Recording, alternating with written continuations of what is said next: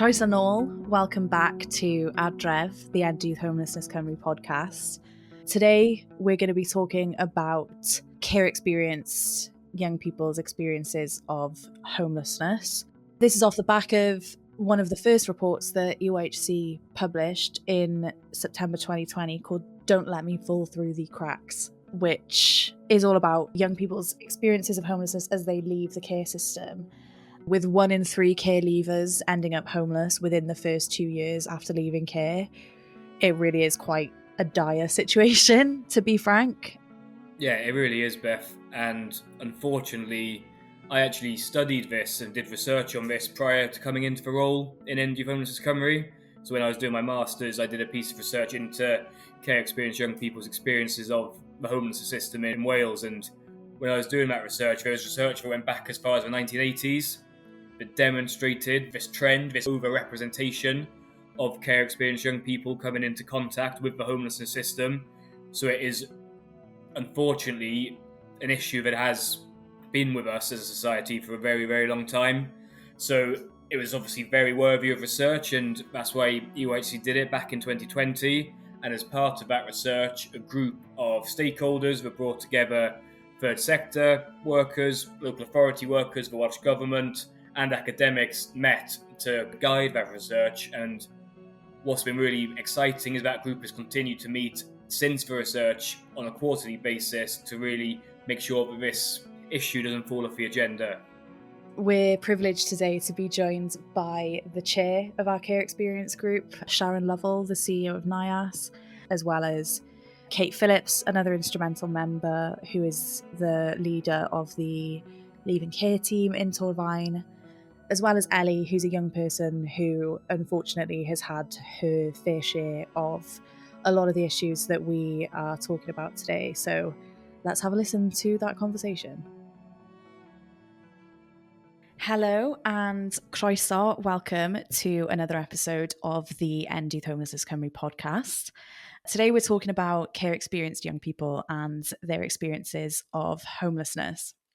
So we investigated this issue in a report that we published back in 2020, which is called Don't Let Me Fall Through the Cracks, which is available to read on our website, which is www.endyouthhomelessness.cymru. So just to be clear about language, when we say care experience, we're talking about people who have spent some time in their childhood or adolescence in the care of their local authority, whether that's foster care or residential care. And we might also refer to looked after children or care leavers, which are sort of slightly similar. Obviously, care leavers being people who have left care and looked after children being children who are currently in care. Unfortunately, the situation for care experienced young people when it comes to homelessness is not great. As many as 1 in 4 care leavers are homeless when they leave care at 18, and 1 in 4 of all homeless people have been in care at some point in their lives. As a result, care experienced young people tend to have worse mental and physical health than their non-care experienced peers, and poorer educational attainment. So today we're going to be exploring why this happens and, most importantly, what we can do about it. So I'm joined by some wonderful guests today who know a lot about the issue and are working really hard to address it. First, we have Sharon Lovell, who is the CEO of the National Youth Advocacy Service, or NYAS, which is a charity who do amazing work advocating for care experienced children and young people across Wales. And Sharon was also heavily involved in our research report that I mentioned earlier and even wrote the foreword. So thank you so much for being here, Sharon. Hello. I'm also joined by Kate Phillips, who manages the Torfaen Young People Support Service, otherwise known as TIPS, who work to support the most vulnerable young people, including those with care experience and homeless young people. So thank you so much, Kate, for joining us today. Hello, everyone. I'm also joined by Ellie, who lives in Flintshire and has unfortunately had her fair share of experiences with homelessness as a care experienced young person. So Ellie, thank you so much for sharing your lived experience with us today. We really appreciate you being here. And we also have Bill Rowlands, who is the head of Youth Homelessness Cymru and is going to give us some insight into our research and the work that we've done as EYHC on this topic. Hi, Beth. Thanks for having us. Okay, so one of the key things to understand when we talk about care experience is the concept of corporate parenting. So I'm going to ask you, Sharon, to explain what we mean by the term corporate parenting. Hi, Beth, and hello, everyone. It's really a privilege to be able to do this podcast today. Corporate parenting puts a duty on social services to make sure that legally they support children and young people in care. The question we often ask is this good enough for my child? And that is the question every corporate parent should ask themselves. Recently, we know in Wales that Welsh Government have wanted to extend the corporate parenting duty to those not just in social services, but in other forms of public bodies. So that would be in health, education, youth services, etc. So it becomes everybody's responsibility to care and have a plan for how they support children and young people in care. Brilliant. Thank you. And Ellie, as somebody that grew up in care, that spent time in care, what does the concept of corporate parenting mean to you? Corporate parenting really is where social services, like obviously I went into care at the age of 13, so they need to look after all of your well-beings, like if you need clothes, if you need like, I don't know, contact with your family, they're supposed to support you in like every aspect. But obviously it doesn't always happen, but it should. 100%. So according to Welsh legislation bill, who holds corporate parenting responsibility in Wales? And is it enough, do you think, to provide a good standard of parenting to the children and young people? Well, I think, as Sharon alluded to, currently corporate parenting responsibility is held by social services department within every local authority within Wales, and I don't think anyone care experienced or people working in this space would probably say that currently that's going far enough to provide equity to care experienced young people across Wales. So that's, as Sharon touched on, that's why I think a number of us were really excited about the potential that this corporate parenting charter that we're launching, or is being launched, across Wales as we speak, that is looking to extend that duty into other public bodies and to interspaces where that responsibility or that awareness of the potential responsibility maybe wasn't known previously. I think the charter itself has huge opportunity to be and to embody what the Welsh Government, when the Welsh Government talk about the radical reform of services for care experienced children. I think this charter really could embody that. I think Sharon and I maybe have a couple of question marks over how that's currently being implemented, and we can get into the detail of that in a bit more detail later on, I'm sure. But I think, so currently, no, I wouldn't say that there is a good enough standard really at all to those children and young people going through the system as it stands. And I think far more can be done in this space in regards to corporate parenting to really ensure that looked after children across Wales really do have equity to their non-looked after peers. Brilliant. Thanks, Bill. And Kate, is there anything you want to add to that? Only the kind of ethos really that corporate parenting should be about being that large extended family in inverted commas, in terms of we should, as Sharon has said, be offering young people within our system exactly the same as we'd offer our own children. That does come with its challenges in the fact that young people become looked after for a variety of different reasons. They have a number of different complicating factors which can affect their ability to access services, for example, or services to be offered. That doesn't mean we should stop trying. And actually, the corporate parenting bit takes it beyond just social care and makes it the business of housing. It makes it the business of health. It makes it the business of police, for example, which in turn should then improve accessibility and services and support being provided to young people going through that system. It does make it, I suppose, everyone's business. And that's the soundbite, isn't it? Care is everyone's business. But that's how it should be for any parent who is offering their child the best possible opportunity in life. Absolutely. Thank you, guys. Really well put, Kate. So we know that as many as 25% of all homeless people are care experienced, and that the transition from children's services to adult services can be a particularly tricky time for care experienced young people. So Kate, why do you think that is, as someone who kind of supports a lot of young people going through that transition? I'd be really interested to hear whether Ellie's experience in North Wales echoes and reflects the experiences in South Wales.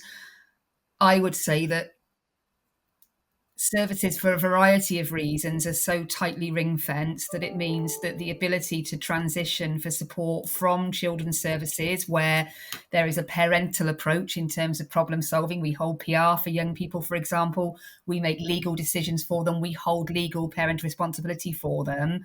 The transition overnight, I don't know whether you've got any views on this, Ellie, from being 17 and 364 days one day and 18 the following day, your needs haven't changed. Your requirement for support services hasn't changed. All that has changed effectively is your age. And all of a sudden, you're having to jump through increasing numbers of hoops to access services that were previously freely available to you as a child.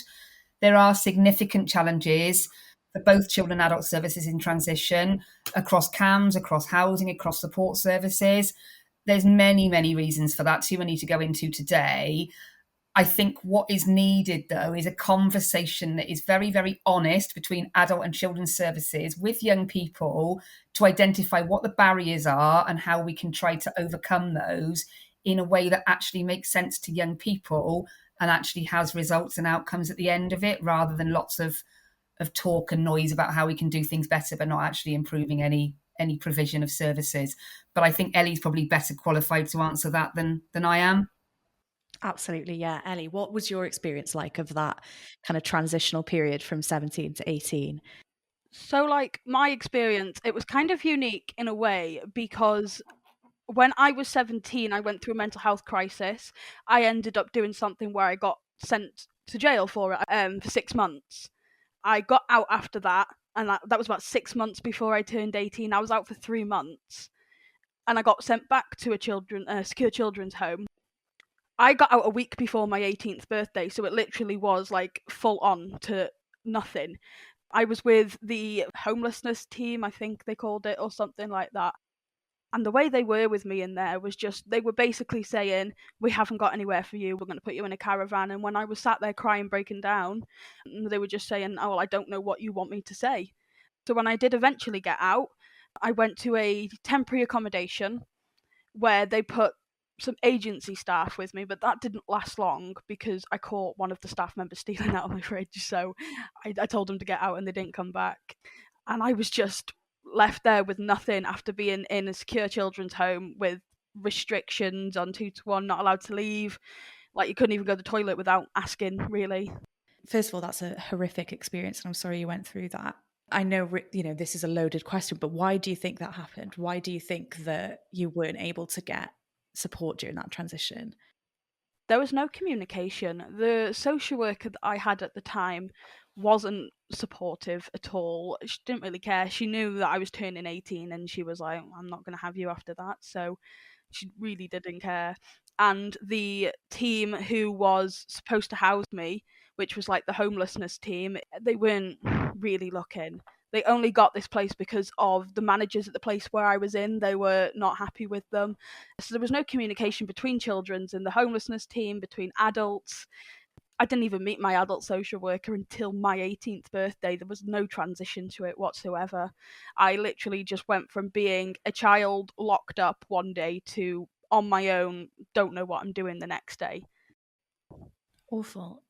And I have to say, as a manager of a leaving care service, it's really disappointing to hear stories like that, Ellie, actually, that things haven't improved in the last kind of few years, 20 years, and everyone's got different experience, haven't they? And another young person may say they had a really positive transition from secure, for example, but, to go from secure, which is highly regulated, as Ellie has said, to the type of provision that you've described overnight is bewildering at best, isn't it? And horrifying at worst, really, in terms of an experience like that, and you being suddenly asked to make all those decisions yourself when for a long while decisions were made for you and on your behalf, isn't it? Because you weren't felt to be able to make them yourself, if that makes sense.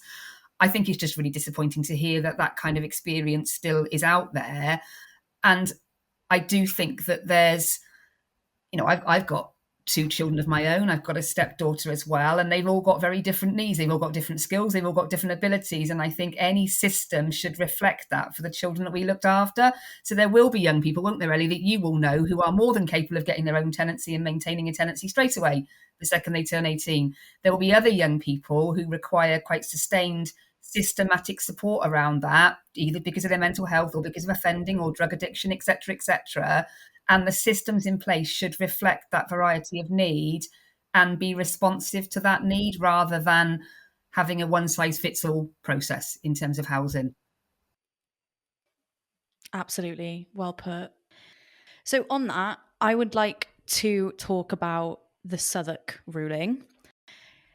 The Swyddog ruling is a piece of legislation that requires social services to house 16, 17-year-olds, right? So that responsibility lies with social services and not with housing.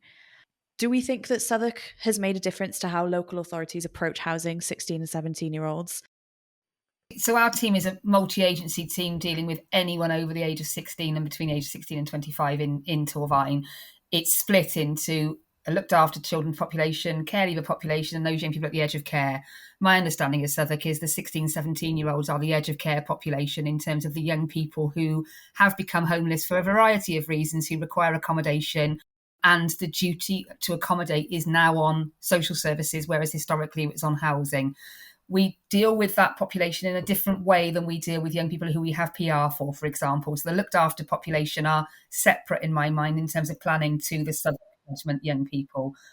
The challenge at the moment is availability, suitability and demand on services and support provision in terms of foster care arrangements, in terms of availability of supported housing, as Ellie has alluded to, in terms of availability and suitability of hostels, for example, and the non-use of B&Bs, which is something that local authorities sign up to and don't feel is appropriate, but at times are forced into a position if that's all you've got available to offer, that may in some areas be all you've got to offer. That's not saying it's okay. It's not something we support, but it's something that is a very real possibility for young people at the edge of care. I think the reasons for it are complicated. I don't necessarily think that Swyddog has made it better or worse, in all honesty. I think it probably comes down to individual local authorities and how their housing systems are set up and the integration between housing and social care. So in our team, one of our external agencies, you could call them, is a housing worker. So we've got a housing worker who sits in our team alongside the social workers. So there's a very, very clear line of communication between the two departments. We also then have a mediation worker who is supplied by Clamai, who then assists us to try and resolve issues at home where possible to enable young people to remain in the family home unless it's not safe to do so, with a view to no young person aged 16 or 17, in my view, should be living outside a family environment if they don't have to, because they're 16, 17, they're children. They shouldn't actually be living independently in any kind of setting, in my opinion. So our first point would be to try and resolve issues at home to enable them to remain at home and not enter any system, actually, any housing system or social care system.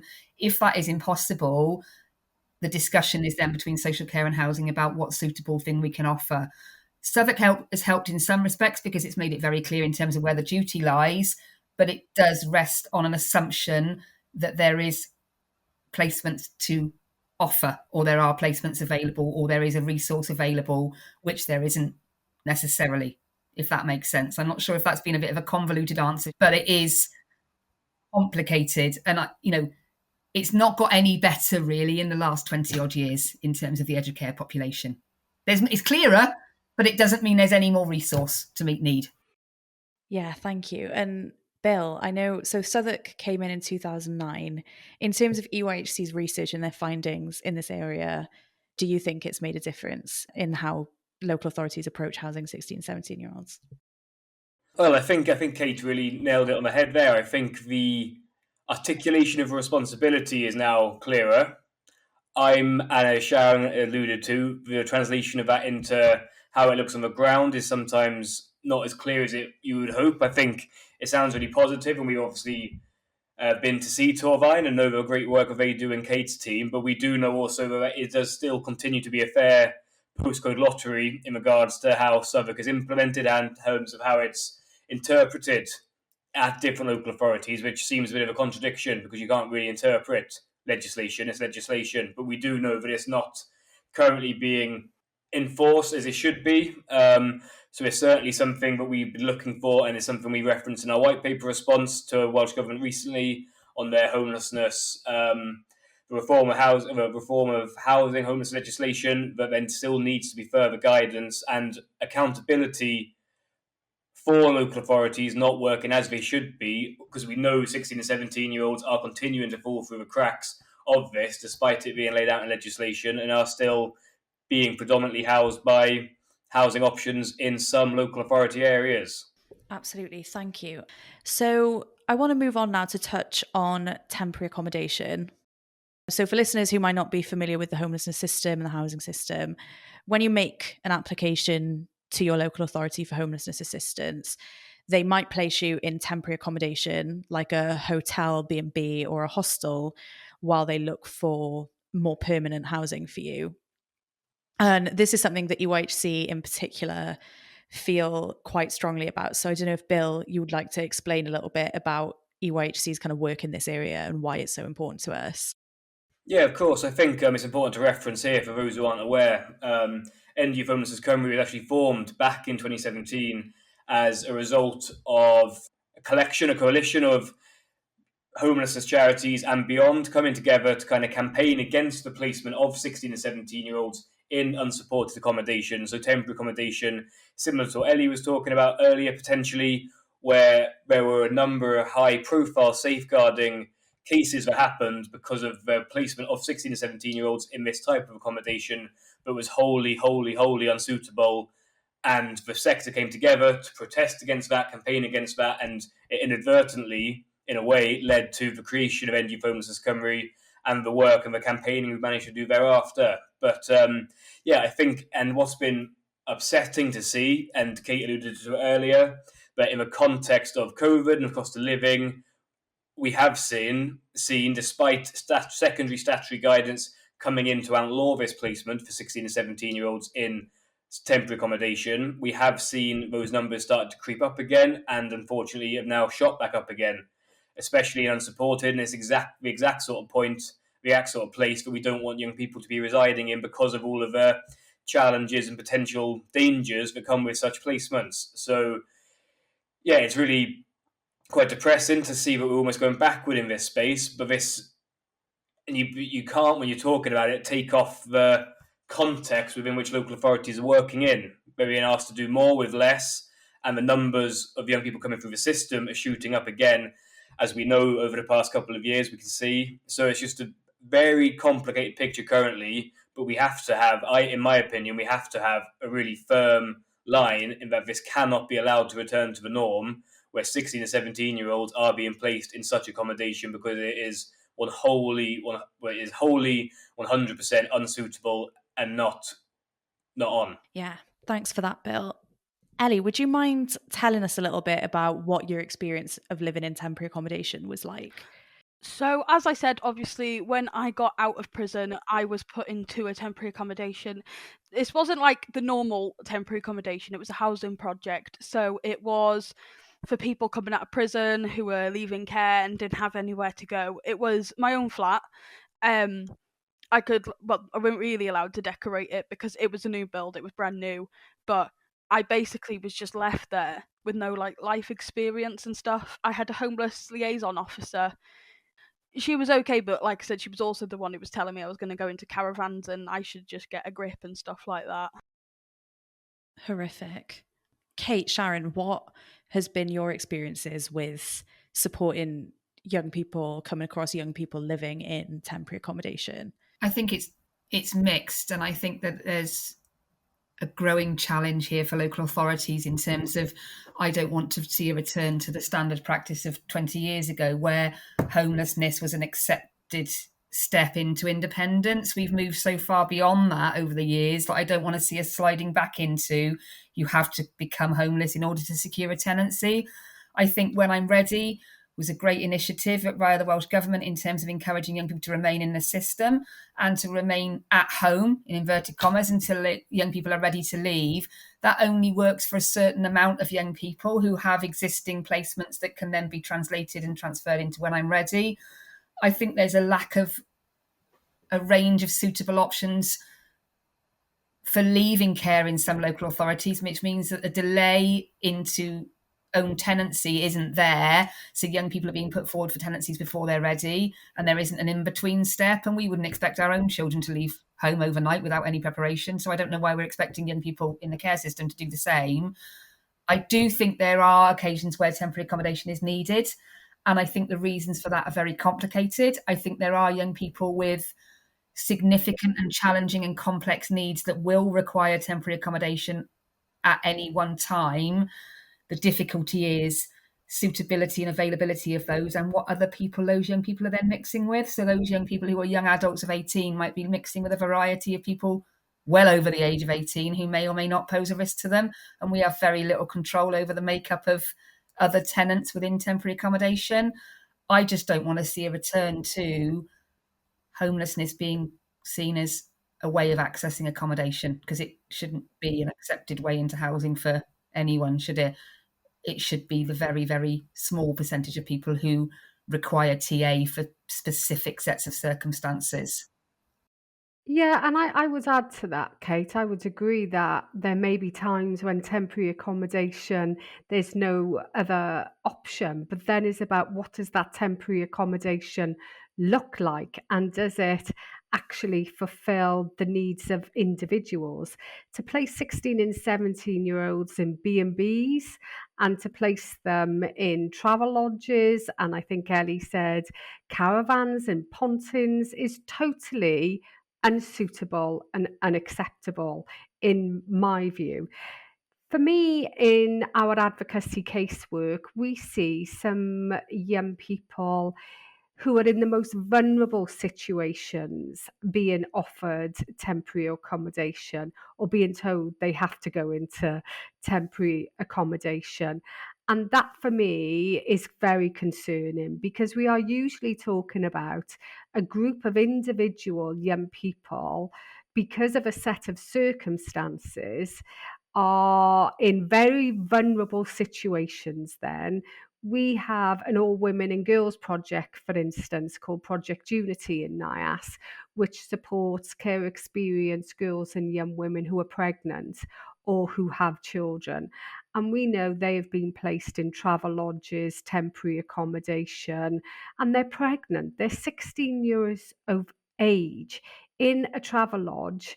And how can we feel that's appropriate, no matter how short that duration is?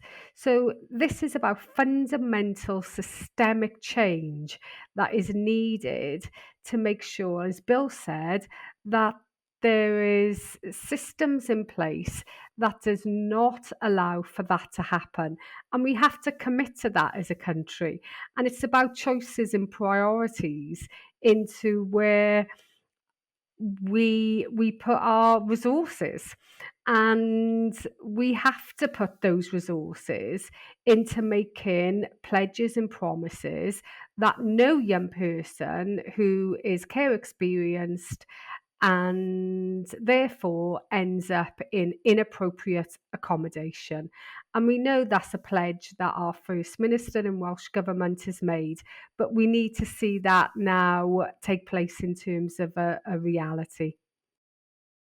Absolutely. Thank you so much, guys. Some really, really thought-provoking responses there.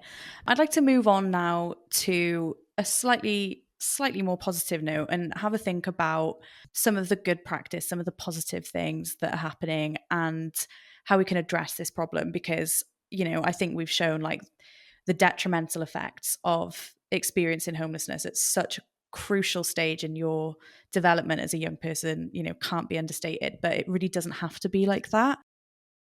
What do you all think can be done to prevent care experienced young people from entering the homelessness system when they leave care? I'll start with you, Ellie. Well, obviously, I came straight from jail into care, into leaving care. I just think there just needs to be a whole lot more communication from the very start. Like, even from when I went into care, there was no stability, there was no communication. Obviously, I went into children's homes all over the place. I spent 3 years in South Wales. I've spent time in Liverpool, Manchester, and it's that bit from the very start that is basically setting you up at the end of your time in care to not being able to move on with your life properly, because there's no stability and there's no help. When you get to the end of your time in care, you've moved that many times, you don't know how to cook, you don't know how to clean. All you know is how to pack a bag and how to move in half an hour, basically. It needs obviously funding as well, but then that's a grey area. It just needs to be a whole lot more support to the young people in the care system. I've met a lot of social workers over my time in care. I think I had about 8 by the time I left care. And I think out of the 8, I had one good social worker, and that was it. They're not getting enough money either, so they're not that interested in the job, and it's just a vicious circle. There's no support for the social workers, there's no support for young people, and the placements are very, very expensive, and there's no funding for anywhere, basically. Absolutely. Sharon, what do you think can be done to prevent care experienced young people from entering homelessness as they leave care? Well, I think Ellie's points are so valid. And if we do everything Ellie is described there, I think that would go such a long way. Communication, vital. Multi-agency working, vital. One of the things I'm interested is the evaluation of the basic income pilot, because that has been, I've heard, really well received by young people. And I'm interested to see how and if that has supported young people in being able to have tenancies, be able to think about education and training opportunities that they wouldn't have maybe had if they wouldn't have had the financial assistance through the basic income pilot. So I'm interested to know more about the evaluation of that and the impact. I also am really encouraged, and I know there's a firm commitment from the youth work sector. Youth work is my background, and I'm very passionate about youth work. And I know we have 22 local authorities that have committed to working in local communities through youth work, looking at youth homelessness and identifying those young people who may be at risk of homelessness or vulnerably housed, and how they can work with the care experience community in particular to provide those trusted adult relationships and be the links to signposting and working with and for young people. So we know that there are some really good practices happening across Wales as well. But fundamentally, it is about having more housing options available, meeting the needs of young people who are leaving care. And I think until we get those fundamental human rights systems in place, and by that I mean more houses, more placements, more opportunities to have tailor-made care plans for the needs of individual young people, it will be a challenge. So we need more foster carers, we need more housing options, and we need more communication and multi-agency working. Some of that does happen, and we have examples of where it happens really well across Wales, but we need to learn as well from each other and have more consistency in Wales, so that when something happens really well in one area, we learn and we have that consistent approach across the whole of Wales, so that it becomes a right and entitlement for all young people when those systems are in place. That is not something that's only applied in certain areas. Absolutely. Just quickly, Sharon, would you mind explaining what the Universal Basic Income Pilot is for any listeners who might not be aware? Yes, of course. So the Basic Income Pilot is a commitment from Welsh Government to give a minimum amount of money every month to a care leaver. So I think it's 1,000. 1,280. I'm also on basic income. Excellent. Oh, thank you so much. 1,280 every month to a care leaver in Wales. And that is really to support young people to have opportunities. So that could be towards education, training, it could be towards supporting them in their housing spaces. It's about accessing leisure, etc. But it's also about trying to break that poverty cycle, because we know there's an interconnection between young people leaving care and then experiencing poverty. But Ellie, I don't know if you've got any experience of the Basic Income Pilot and how effective it's been. Yeah, so I am on the basic income pilot. For me, it's been great because as I left care, it's helped me so much, obviously, with my rent, with everything that I need for my flat. And obviously, you can work on top of the basic income pilot, I believe, as well. So, like, it's unconditional. The only time you would lose it is if you were to be incarcerated. So that is also a huge help as well, because that's extra income and it's helping to pay like gas, electric, food, all that sort of stuff. So yeah, it's been really good with me. Thank you. Kate, are you aware of any kind of good practice or campaigns or just sort of positive things that are happening in Wales right now that are helping to address this problem? I think in terms of practice, and I don't know whether Ellie would agree, it's important to have consistency and reliability of staff in terms of having a trusted adult who remains the same. If you've had as many social workers as Ellie describes, each one of them has got different expectations, different boundaries, different plans, different opinions about what should happen to the child in their care. Slowly over time, isn't it? They change, and the young person doesn't know where they fit within that. They don't know what's expected of them. They don't know what the outcomes are going to be.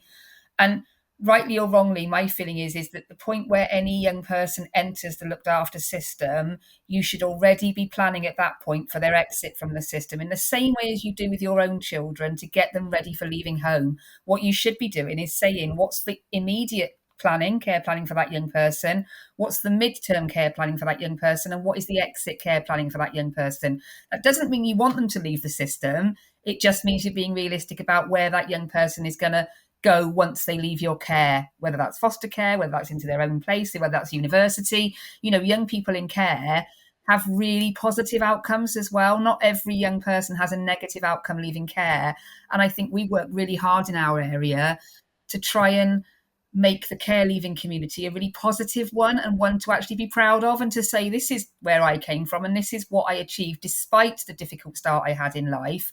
And actually, we are able to problem solve for ourselves, we are able to empower ourselves, and we are able to move forward, but we do need consistent adults around us to help us along the way. I do think there'll be interesting research come out of basic income pilot, and I think some of that may be around the importance of YPAs, for example, and the importance of having that trusted adult alongside young people. I'd also welcome, if the funding's in place, Bill, I would welcome the extended entitlement being enshrined into legislation in terms of supporting young people up to the age of 25. I do think they need to finance that properly, because I don't think it will work unless it is financed properly. And I also think there needs to be a rejuvenation of the partnership with the youth service. The youth service do an amazing amount of work in our area with our care leavers, and they are an integral part of our service delivery. The reason being, they have expertise, they have access to services and support that we don't have access to. And why on earth would I say no to any help that is being offered from other agencies? I think we need to have as many people around the table as possible when we're looking at young people leaving care, as we would with an extended family. In a family, you'd look at aunts, uncles, grandparents. Why aren't we treating our partner agencies as those aunts, uncles, grandparents to enable young people to make a success of moving forward?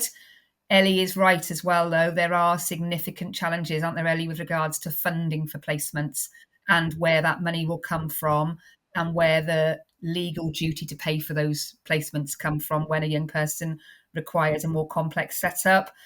That's not easy to resolve, let's put it that way. And I think Ellie is spot on there in terms of that challenge. Thanks, Kate. That was really well put. Bill, how about you? What are EYHC's kind of recommendations in this space? Yeah, thank you, Beth, and thank you, Ellie, Sharon, and Kate. There's been really interesting answers there, and certainly a lot that we would reflect at EYHC. I think trying to bring it all together into a packaged answer of what can be done in this space is quite complicated, because it's obviously so multifaceted and so broad in terms of those pathways that young people take, and every young person will have a different pathway through that system of being in care. And I think what's been promising in this space, and there's plenty of promise going on, it's about how that translates into practice on the ground. Would massively agree with Sharon, but we're really excited about everything that's going on in the universal basic income space, and I really hope that can tackle that cycle of poverty that Sharon mentioned.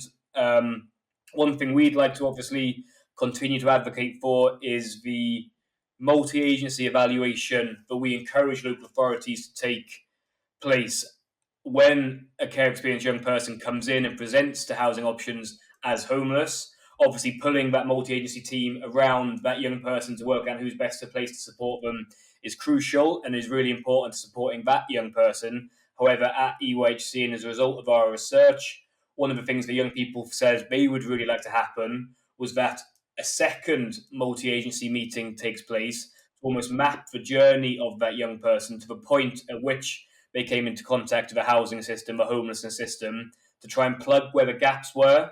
So can that young person's misfortune lead to those gaps being plugged so other young people from that locality don't have to face what that young person had to go through? And the young people we worked with on Don't Let Me Fall Through the Cracks were really, really strong about that. And we didn't want their experiences to happen to other young people, and they're really keen that would be the way that could be achieved. I think Kate touched on it. The extension of person advisors to 25 is absolutely paramount, because as we talk about a lot in the groups that Sharon, Kate and I attend, that relationships or the relationships that young people have are absolutely key. You would never expect an 18-year-old in a family unit to be able to navigate the trials and tribulations of life. So having that trusted adult, having that advocate, which has come out through this conversation, for that young person to be able to manage that transition. And they're the key developmental parts of your life. That journey from being 16, 17, 18 through to being 24, 25, they're huge. So you'd never expect someone to do it by themselves. So those advocates, that support that's available is key. And obviously there's massive complications there about funding, but that has to be ironed out and they have to be made available, the personal advisors, to young people to the age of 25. And I think just as Sharon, I think, mentioned, just that early identification, that's key. That's what's going to stop this cycle and cut out the 1 in 4 care experienced young people who become homeless before the age of 22, which is just an absolutely awful indictment on our country as it stands. So that early identification, can we be looking to take homelessness out of the life stories of these young people, and anything we can do with the youth work, with education, need to be working upstream to enable that identification to happen. Absolutely. Thank you, Bill. I'm going to close now with the same question we always close with. Imagine you wake up tomorrow in some parallel universe and you are the First Minister of Wales. Okay, what is the first thing that you do to improve things for care experienced young people and to prevent them from facing homelessness? Ellie, I'd like to start with you, if that's okay. Yeah, I just think mainly communication is key. There is not enough communication between these multi-agency services at all. One thing could happen in one end and another thing could happen in the other end, and it could collide, and then that young person's being upset and angry and confused. Like, I know I was for a long time. There was all these different social workers all saying different things, and some of them were quite nasty, but some of them were quite nice. So it's just communication, because there is no work done without communication. 100%. Thank you, Ellie. That was a great answer. Kate, I'll come to you next. I'd make sure that I'd write legislation that makes sense to everyone. both the people who are in receipt of services and the people who are providing services, so that everyone understands the same information and interpret it the same, including across local authorities, because there are disparities in terms of the way that we interpret information in my area, for example, than there may be in Flintshire, where Ellie's from. I think if I was First Minister, I'd be saying, this is what I want you to do, and this is what I mean by what I'm saying, and make that very clear, very basic, and very easy for practitioners to understand and implement. Because I think if there's too much woolliness around that, I don't know what Ellie thinks, but if it's too woolly and it's not direct enough and it's not clear enough, it allows us to misinterpret, doesn't it? Either the young person or the team manager like me, the budget holder, or the service provider. So I think I would be very clear and very blunt and very specific and prescriptive in terms of what I would expect as a route map out of homelessness and to alleviate those issues, if that makes sense. Does that make sense, Ellie? I don't know. Yeah, definitely. I hope so. I think it makes sense. No, and I think that's such an important point as well. So thank you, Kate, for that. Sharon, how about you? What are you doing as First Minister? If I was First Minister, I think it would take more than a day, Beth, but what I would do is look at all the derelict buildings we have in Wales. I see so many derelict buildings, and I would want them done up. I would want young people to help me do that. And I would use those buildings as a starting point to house care experienced young people leaving care. And they would be designed and co-produced with them. The other thing I would do is change legislation to ensure that all young people in care had protected characteristics, so that there was a duty on the state to support them for life. And by putting in legislation the right and entitlement for young people to have a protected characteristic would mean that when it comes to housing, education, and health, they would have fundamental rights to protect them for their entire life. So they would be my two big changes if I was ever to be First Minister. Well, I would definitely vote for you, Sharon. Well, thank you guys so much for all of your contributions. That was a really, really interesting conversation. I appreciate all your insights, and thank you so much for your time today and for sharing your thoughts with us. Really appreciate it.